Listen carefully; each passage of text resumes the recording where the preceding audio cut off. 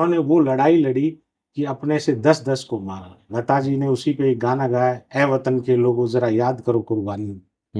तो उसी में उन्होंने गाया कि एक-एक ने 10-10 को मारा और फिर होश गँवा बैठे। 18 नवंबर को उस दिन दिवाली थी। लता जी ने उस गाने में गाया, जब हम मना रहे थे दिवाली, वो खेल रहे थे खून की होली। और मैं तो ये कहता हूँ कि इन हीरो की इतना शौर्य का इतिहास है कि सिर्फ एक फिल्म नहीं, 120 वीर रही। 1948 में 70 वीर हीरों ने श्रीनगर एयरपोर्ट को बचाया था। अच्छा, तो बड़गांव के 70 वीर हीर भी फिल्म बननी चाहिए। हेलो फ्रेंड्स, कैसे हैं आप सभी। मैं Shamsher Kaushik India news point पर आपके समक्ष एक बार फिर से उपस्थित हूँ। साथियों, जैसा कि आप जानते हैं कि हमारे चैनल पर रेजांगला से संबंधित एक सीरीज चली हुई है, जिसके अंदर हम आपको विशेष शख्सियत से मिलाते रहते हैं और इस पर चर्चा करते हैं। तो रेजांगला से संबंधित आज हम एक और चर्चा करेंगे और यहाँ आज हमारे साथ आप देखेंगे कि संघर्षशील सामाजिक एवं राजनीतिक योद्धा रमेश राव पायलट, जो इंजीनियर भी और साथ में अभी एडवोकेट हैं सुप्रीम कोर्ट में, और सामाजिक रूप से राजनीतिक रूप से काफ़ी सक्रिय हैं। इनकी काफ़ी बड़ी भूमिका रहती है, सामाजिक जितने भी कार्य रहते हैं, कार्यक्रम रहते हैं उन सभी में। तो इनसे बातचीत करेंगे, रेजांगला के बारे में बातचीत करेंगे, साथ में 120 बहादुर मूवी आ रही है, उसके नाम को लेकर भी जो है ना चर्चा करनी है कि 120 वीर अहीर उसका नाम हो, और साथ में अहीर रेजिमेंट पर भी करेंगे बातचीत। आप बने रहिए हमारे साथ इंडियन न्यूज पॉइंट पर। जी सर, स्वागत आपका इंडियन न्यूज पॉइंट। बहुत बहुत धन्यवाद। और शमशेर भाई और न्यूज़ पॉइंट के हमारे जो सभी जो लाखों दर्शकों हैं, उनका मेरा नमस्कार। अच्छा, पहले तो एक मैसेज कि अभी रेजांगला से संबंधित कुछ शहर में अपने क्षेत्र में बड़ा होने वाला है, तो क्या होने वाला है वो अपने दर्शकों को बताएं, फिर हम कहानी पर जाएंगे। देखिए, रेजांगला शहादत माटी कलश यात्रा हरियाणा में 1 नवंबर को प्रवेश करेगी और रेवाड़ी में एक विशाल कार्यक्रम और उसके बाद कलश यात्रा रहेगी। 2 नवंबर को महेंद्रगढ़ में बहुत एक बड़ा विशाल हमारी जो युद्ध वीरांगनाएं हैं उनका सम्मान, एक रेजांगला अहिर धाम पर एक विशाल प्रदर्शनी और उन शहीदों को नमन करने के बाद एक सभा, और उसके बाद ये कलश यात्रा राव तुलाराम अमर शहीद जो 1857 के हमारे अमर शहीद, उनको माल्यार्पण करने के बाद बालाजी चौक और उसके बाद सब्जी मंडी, हमारे परशुराम चौक, मशाणी चौक होते हुए और फिर हम रेजांगला चौक जिसको माजरा चुंगी है वहाँ तक ये जाएगी। और यात्रा फिर आगे मालड़ा गांव में, वहाँ शहीद हुए थे रेजांगला के, और वहाँ भी एक सभा और शहीदों को नमन करेंगे। और उसके बाद एक झूक गांव में भी शहीद हुए थे, वहाँ उस गांव में जाकर उस सभा और नमन के साथ वहाँ यात्रा का समापन होगा। मैं जी, अच्छा, ये तो साथियों रूट मैप है और कार्यक्रम की पूरी जानकारी है। अगर आपकी कोई जानकारी छूट गई है तो आप क्या कर सकते हैं, रिप्ले करके फिर से सुन सकते हैं। बाकी अभी ये जो कलश आप बता रहे कलश यात्रा, तो कौन लेकर आए कलश यात्रा, कलश कौन लेकर आए? देखिए, 2022 में मैं और ब्रिगेडियर प्रदीप, हमारे जो अखिल भारतीय यादव महासभा में मैं राष्ट्रीय महासचिव हूँ और वो भी हमारे उसी में राष्ट्रीय उपाध्यक्ष हैं, हम दोनों उस अहिर धाम जो भारत चीन सीमा पर स्थित है, जहाँ हमारे रेजांगला के 124 वीर हीरों ने 3,500 चीनियों का मुकाबला करते हुए 1,350 चीनियों को मारकर पूरे लद्दाख क्षेत्र को बचाया था, और 110 ने वो सर्वोच्च बलिदान दिया। उन 110 का जो और 4 हमारे युद्ध बंदी कर लिए गए थे, तो इसलिए हम 114 शहीद मानते हैं। तो उन 114 शहीदों की जो माटी जहां पर उन सब का सामूहिक दाह संस्कार किया गया, उसका नाम अहिर धाम भारत सरकार ने रखा। तो उन्हीं की शहादत की उस माटी को लेकर आए, और अभी 23 अप्रैल 2025 को छपरा बिहार से ये यात्रा शुरू हुई, 19 प्रदेशों से होते हुए अभी ये राजस्थान में चल रही है और राजस्थान से हरियाणा में प्रवेश करेगी। तो हरियाणा में करेंगे 2 नवंबर को, 1 नवंबर को रेवाड़ी, फिर 2 नवंबर को महेंद्रगढ़ में, और बिहार से फिर ये बंगाल गई, बंगाल के बाद आसाम, त्रिपुरा और होते हुए झारखंड, उड़ीसा और साउथ तमिलनाडु से होते हुए फिर गुजरात और मध्य प्रदेश, यूपी से होते हुए अभी राजस्थान में। जी। और मुझे भी बड़ा सौभाग्य कि मैं इस यात्रा में लगभग 9 प्रदेशों में रहा हूँ, और जिस तरह से हजारों हजारों लोगों की हुजूम उमड़ा है, और सभी, सिर्फ यादव समाज अहिर समाज ही नहीं, सभी समाज के लोगों ने उन शहीदों को हर शहर में बहुत बड़ी तादाद में आके नमन किया है, उनको याद किया है कि किस तरह हमारे उन शहीदों ने एक बेजोड़ अपनी कुर्बानी दी इस देश के लिए। अच्छा, जिस घटना की, जिस लड़ाई या युद्ध की बात हम कर रहे हैं, वो रेजांगला की जगह पर लड़ा गया। वहां आप गए, आपने जैसे वो कलश आप लेकर आए, तो वहां की कैसी परिस्थितियां हैं, मौसम की किस तरह की परिस्थितियां हैं वहां? देखिए, विश्व के सैनिक इतिहास में जब बात आती है बड़े बड़े युद्धों की, तो उसमें सबसे ऊपर रेजांगला का युद्ध माना जाता है। जी। और वो इसलिए माना जाता है कि वो अत्यंत विकट परिस्थितियों में लड़ा गया।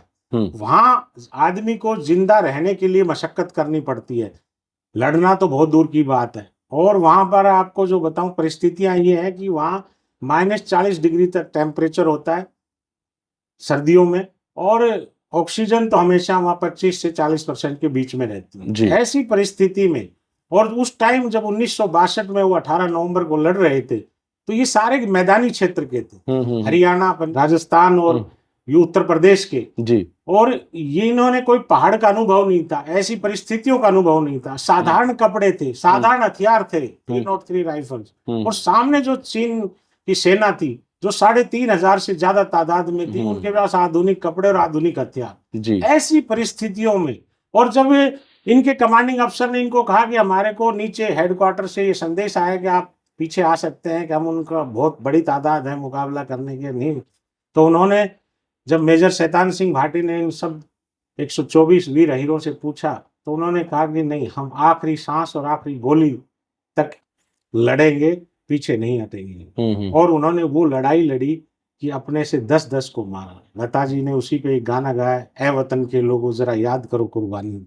तो उसी में उन्होंने गाया कि एक एक ने 10-10 को मारा और फिर होश गवा बैठे।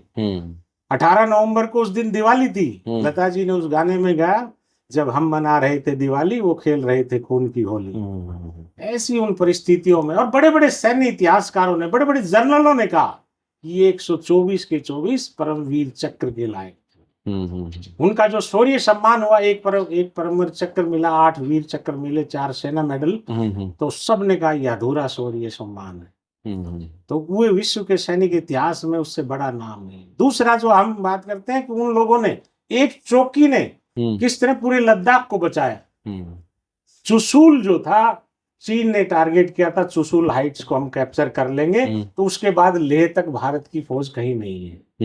और 18 नवंबर को अगर उस दिन ये वीर है हट जाते वहां से, उनके कब्जे में तो चला वो जाता। चुशूल करके और वो 2 दिन में ले पहुंच जाते। और 21 नवंबर को यूनाइटेड नेशन ने दखल दे दिया और सीज फायर हो गया। और सीज फायर में ये हुआ कि जो फौज जहां खड़ी है, that is LAC, line of actual control, वो बॉर्डर बन गया। और वो अगर उस दिन लेह पर जाते, तो आज लेह चीन में होता, पूरा लद्दाख चीन में होता।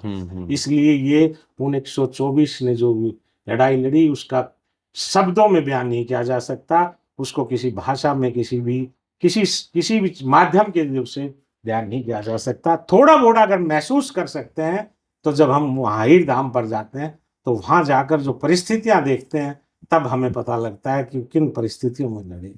अच्छा, एक इसी घटना के ऊपर, इसी पूरी लड़ाई के ऊपर एक शौर्य गाथा स्वरूप एक सिनेमा पर एक मूवी जो है ना आ रही है, और वो प्रदर्शित की जाएगी। नाम है 120 बहादुर। तो उसको लेकर भी अभी जो है ना मांग चल रही है कि उसका नाम 120 बहादुर के बजाय 120 वीर अहीर हो। इस पर क्या कहेंगे? देखिए, एक फिल्म बन रही है, इस चीज का बहुत बड़ा स्वागत। लेकिन जो 120 बहादुर, जो हमारी समाज की नहीं, सभी की मांग है, 120 वीर होना चाहिए, वो जायज, पूरी तरह से जायज। और मैं तो ये कहता हूं कि इन हीरों की इतना शौर्य का इतिहास है कि सिर्फ एक फिल्म नहीं, 120 वीर ही। 1948 में 70 वीर हीरों ने श्रीनगर एयरपोर्ट को बचाया था। अच्छा। तो बड़गांव के 70 वीर हीर भी फिल्म बननी चाहिए। कारगिल में 537 में से 127 वीर हीर शहीद हुए थे। कारगिल के 127 वीर हीर फिल्म बननी चाहिए। हाजी पीर के वीर हीर बननी चाहिए। हीरों का तो इतना बड़ा शौर्य है कि आज ऑपरेशन सिंदूर तक हम हर लड़ाई में देखें तो सबसे आगे ये कौम खड़ी रही है। तो एक नहीं, यहाँ तो 10-10 फिल्में बन सकती है इनके शौर्य पर। और ये 120 वीर हीर हर हालत में ये नाम होना चाहिए, तभी हम उन महान रेजांगला के शहीदों को सच्ची श्रद्धांजलि दे पाए। जी। अच्छा, अब अंतिम एक सवाल ले लेते हैं। आपने वीर अहीर धाम की बात करी, रेजांगला की बात करी, 120 बहादुर मूवी की बात करी। अभी एक बार भी अहीर रेजिमेंट पर चले जाते हैं। देखिए, अहीर रेजिमेंट के थोड़ा इतिहास पर मैं जाऊं जी, तो जब 1857 से पहले 2 आर्मी होती थी, एक बम्बे आर्मी और एक बंगाल आर्मी, उसमें हीरों की बहुत बड़ी तादाद थी।